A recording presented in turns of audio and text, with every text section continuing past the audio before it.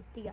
Pada video kali ini saya akan menjawab soal kuis dari mata kuliah Manajemen Aset dan Liability. Soal yang pertama adalah sebutkan aturan dan jelaskan perbedaan penyisihan pencadangan aktiva produktif antara bank umum dan BPRS. Aturan penyisihan pencadangan pada bank umum di Indonesia itu tunduk pada peraturan yang dikeluarkan oleh Otoritas Jasa Keuangan atau OJK.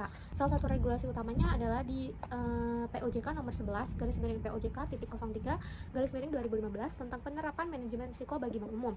COJK nomor 14 garis miring COJK titik 03 garis miring 2017 tentang penilaian kualitas aset bank umum. Penilaian ini menghasilkan penggolongan aktiva produktif menjadi 5 kategori. Yang pertama ada lancar, yang kedua adalah perhatian khusus atau DPK, yang ketiga kurang lancar, yang keempat diragukan, dan yang kelima macet. Penyisihan itu dibagi dua. Yang pertama ada penyisihan umum sama penyisihan khusus. Penyisihan umum itu untuk risiko yang belum terjadi secara spesifik, terutama untuk kredit lancar. Kemudian penyisihan khusus itu untuk risiko kerugian yang spesifik pada aktiva produktif yang bermasalah. Selanjutnya ada aturan penyisihan pencadangan pada BPRS. Aturan yang digunakan yaitu ada di aturan POJK nomor 20 garis miring POJK titik 03 garis miring 2014 tentang penilaian kualitas aset produktif bagi bank pembiayaan rakyat syariah.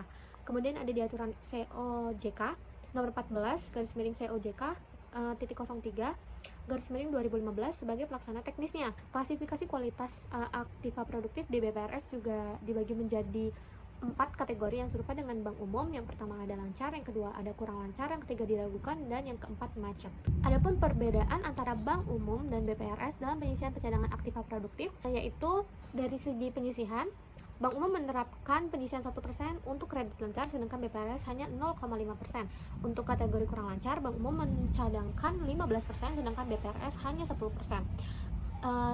Sedangkan menurut klasifikasinya, bank umum itu menggunakan 5 kategori kualitas kredit termasuk dalam perhatian khusus atau DPK, sedangkan BPRS itu hanya menggunakan 4 kategori tanpa DPK. Selanjutnya berdasarkan penilaian kualitas, bank umum itu lebih kompleks karena selain memperhatikan kemampuan membayar dan prospek usaha, mereka juga memperhitungkan kondisi jaminan secara lebih terperinci serta ketentuan manajemen risiko lebih ketat karena cakupan usaha yang lebih luas. Sedangkan BPRS itu memiliki pendekatan yang lebih sederhana karena karakteristik nasabahnya cenderung mikro dan UMKM serta keterbatasan dalam variasi produk keuangan. Selanjutnya, soal nomor 2 yaitu mengapa pada zaman sekarang bank syariah itu lebih memilih banyak menjual akad pembiayaan musyarakah daripada akad pembiayaan lainnya? Jawabannya yaitu karena akad ini bersifat lebih partisipatif. Dalam akad musyarakah, bank syariah tidak hanya berperan sebagai penyedia dana, tetapi juga sebagai mitra usaha yang turut serta menanggung risiko. Hal ini sangat relevan dengan prinsip bank syariah yaitu larangan terhadap riba dan keharusan adanya keterlibatan dalam risiko usaha atau profit and loss sharing. Selain itu, perkembangan dunia usaha saat ini, terutama sektor UMKM atau usaha mikro kecil dan menengah, membutuhkan dukungan pembiayaan yang lebih fleksibel dan tidak terlalu memberatkan. Akad musyarakah juga memungkinkan bank syariah itu untuk turut serta dalam pengawasan dan pengelolaan usaha yang dibiayai. Hal ini menjadi keunggulan tersendiri karena bank dapat lebih mengetahui secara langsung kondisi usaha dan dapat memberikan masukan atau dukungan manajerial yang bermanfaat bagi keberhasilan usaha tersebut.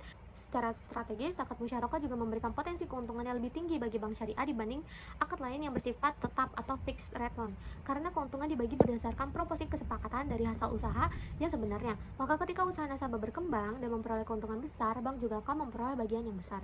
Mungkin cukup sekian dari pembahasan dalam video ini, kurang lebihnya mohon maaf. Thank you Sampai for jumpa. watching.